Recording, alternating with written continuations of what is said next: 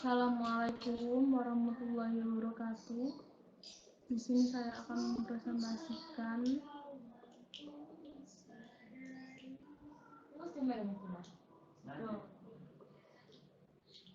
tentang e-bisnis. Pertemuan kedua dasar-dasar e-commerce. Untuk yang pertama yaitu konsep dasar e-commerce. Yang pertama adalah automation, yang kedua ada integration, yang ketiga ada publishing, yang keempat interaction, yang kelima transaction.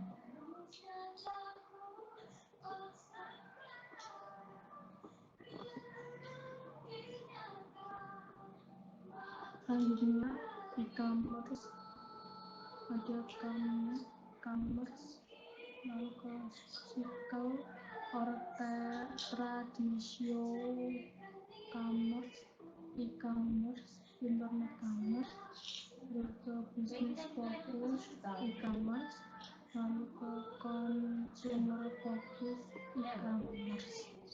Apakah e-commerce? Huruf E di depan adalah singkatan elektronik.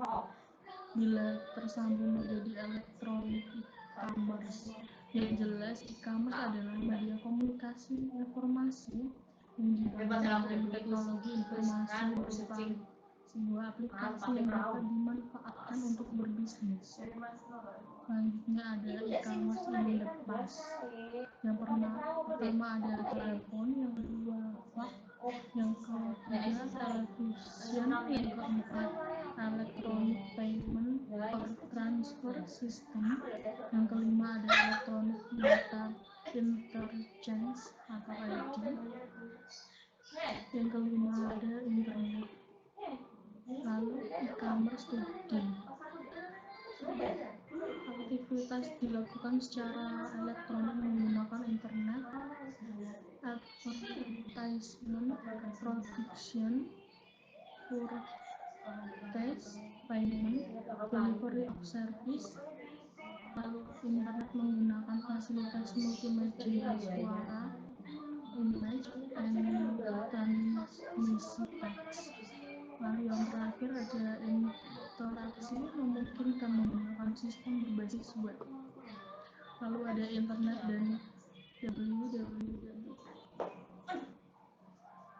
Internet adalah infrastruktur global, yaitu menghubungkan jutaan komputer dan penggunanya.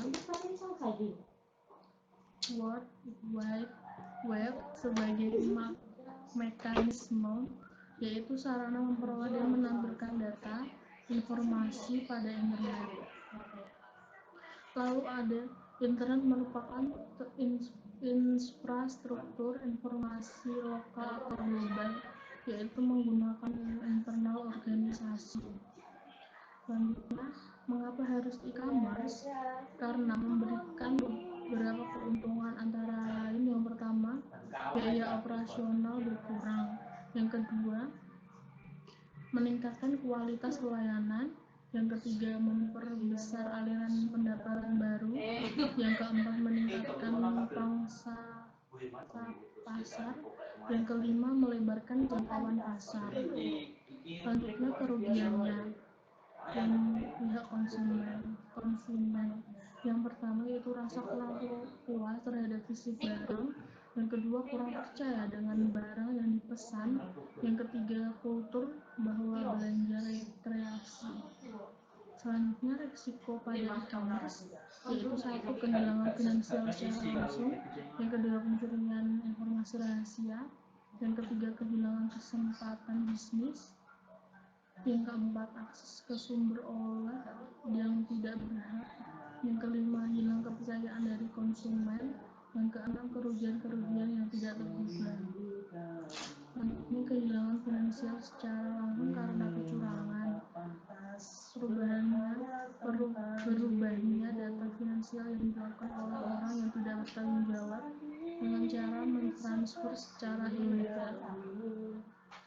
Selanjutnya, risiko pada e-commerce adalah pencurian informasi rahasia yang berharga, terbukanya data-data penting yang dirahasiakan sehingga diketahui orang lain dan mengakibatkan kerugian bagi lembaga yang menyimpannya. Selanjutnya, kehilangan kesempatan bisnis karena gangguan pelayanan. Akibat sistem yang rusak secara tiba-tiba atau listrik mati yang mengakibatkan hilangnya kesempatan bisnis dalam waktu yang tidak dapat diperkirakan. Selanjutnya, penggunaan akses ke sumber oleh pihak yang tidak berhak, yaitu seorang hacker yang berhasil membobol sebuah sistem perbankan kemudian dapat dengan bebas memindahkan saldo dalam jumlah tertentu ke rekening pribadinya.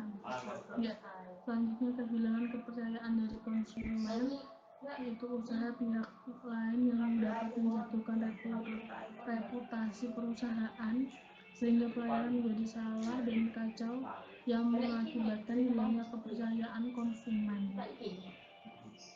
Selanjutnya, kerugian yang tidak terduga.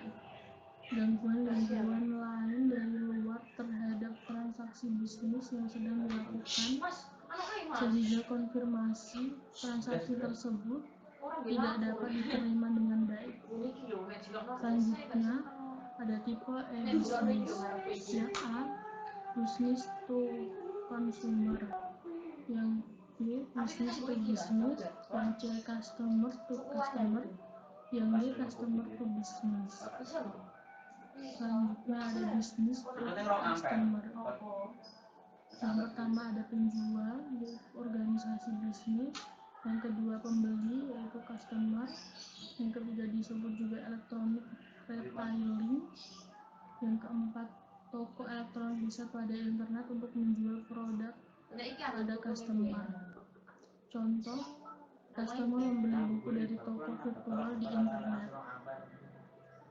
Contohnya yang ada di bawah ini di Amazon.com. Dan contoh lain dari bisnis ke bisnis, yaitu penjual dan pembeli sama-sama organisasi bisnis. Contohnya, toko virtual perlu memesan buku dari berbagai penerbit buku.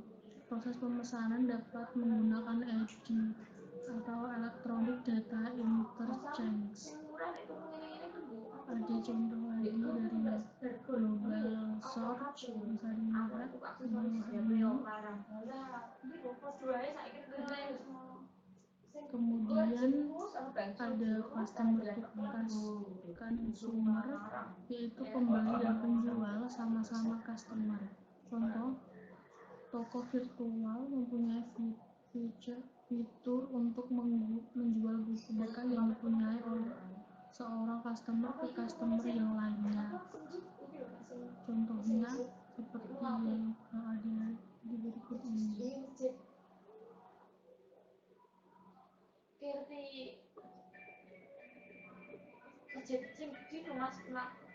Selanjutnya, customer to business, yaitu customer menentukan kebutuhan produk yang diinginkannya, harga, kualitas produk, merek produk, dan lain-lain. Ini contohnya customer business.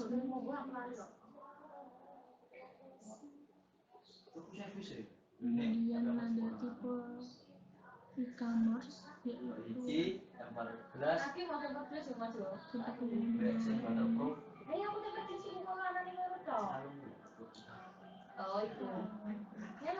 Ada dua, yaitu business organization dan consumer atau individual. Kemudian ada client side, service system, back-end system, service system dan back-end system, termasuk server side. Kemudian ada model sistem e-commerce.